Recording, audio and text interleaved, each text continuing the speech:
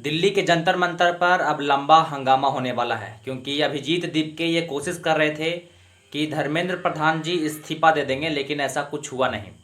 10 दिनों तक प्रोटेस्ट चला, कोई रिस्पॉन्स गवर्नमेंट की तरफ से नहीं आया।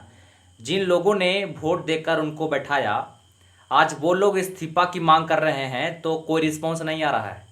नीट पेपर लीक में 15 से ज़्यादा लोग मारे गए। न जाने कितने बच्चों ने कितना कितना पढ़ाई किया, पैसा लगाया, उम्र लगाया, सब लगाया, और जब पेपर लीक हुआ तो वो सुसाइड किए। सुसाइड का जिम्मेदार ये लोग गवर्नमेंट और शिक्षा मंत्री हैं, लेकिन उसके बाद भी इस्तीफा इनसे नहीं पड़ रहा है।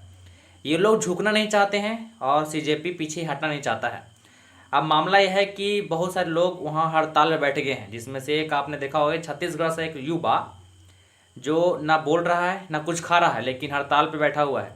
इसके साथ ही कल सोनम वांगचुक जी, जो कि एक बहुत बड़े साइंटिस्ट हैं, एक शिक्षक हैं, लद्दाख से आते हैं और वो अनिश्चितकालीन समय के लिए भूख हड़ताल पर बैठ जाते हैं। अब जैसे जैसे ये मामला हाई होगा, हॉट होगा, सरकार पर दबाव उतना ही बढ़ेगा। लेकिन सरकार का कहना है कि भाई हम नहीं झुक सकते हैं। अगर एक बार झुक गए तो फिर बीजेपी की सरकार पे लोग उंगली उठाएंगे कि देखो कैसा सरकार है, झुक गया इसके सामने। इसलिए वो झुकना नहीं चाहते हैं। कारण ये भी हो सकता है कि अगर धर्मेंद्र प्रधान जी को वो लोग बीजेपी या सरकार उसको हटाती है तो फिर वो और भी जो राज हैं बीजेपी के, जो काले कारनामे हैं, वो चिट्टा बाहर ना खुल जाए, शायद ये भी हो सकता है। लेकिन ये लोग हटने के लिए तैयार नहीं हैं। आप सोचिए कि कई जगह से युवा वहाँ पर आकर बैठे हैं, देश के अलग अलग जगहों से प्रोटेस्ट कर रहे हैं, लेकिन सरकार सुनने के लिए तैयार नहीं है। सरकार को लगता है कि ये युवा कुछ दिनों तक ये सब करेंगे, फिर अपने घर चले जाएंगे।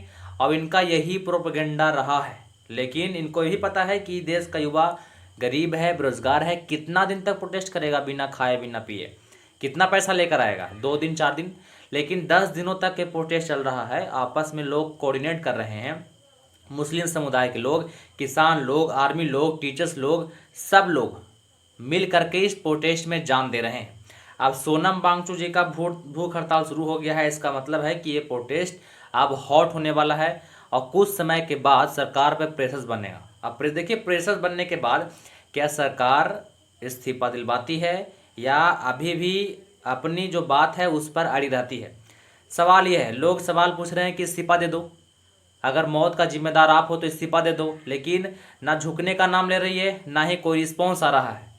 इसके साथ ही जो वहाँ पे पुलिसकर्मी हैं वो वहाँ पे प्रोटेस्ट करने वाले लोगों को डरा रहे हैं, धमका रहे हैं। ऐसा मामला भी सुनने के लिए आया है। कुछ लोग इसे पाकिस्तान से जोड़कर बता रहे हैं, कुछ लोग बता रहे हैं कि कहीं और से फंड आ रहा है। लेकिन असल बात यह है कि जिन लोगों ने अपने बेटा को खोया, अपनी बेटी को खोया नीट पेपर में, उनके फैमिली लोग आकर सपोर्ट कर रहे हैं। कुछ लोग भावुक होकर के, कुछ लोग सिस्टम के ऐसे सड़ा हुआ और घटिया काम को देखकर सपोर्ट करने के लिए आ रहे हैं कि चलो कोई तो है जो उनकी आवाज़ बनकर सरकार से लड़ने की कोशिश कर रहा है। वे लोग फंड कर रहे हैं, वे लोग उनको पैसा दे रहे हैं, खाना दे रहे हैं लाला करके।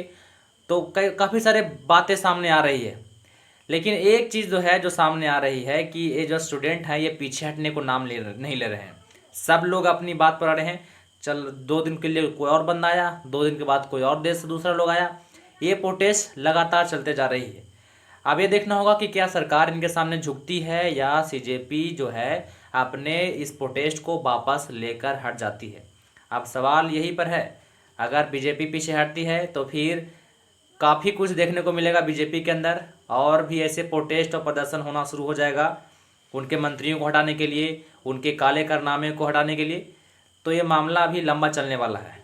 आपका इसके बारे में क्या राय है, हमें ज़रूर बताइएगा। वीडियो को देखने के लिए बहुत बहुत धन्यवाद। जय हिंद।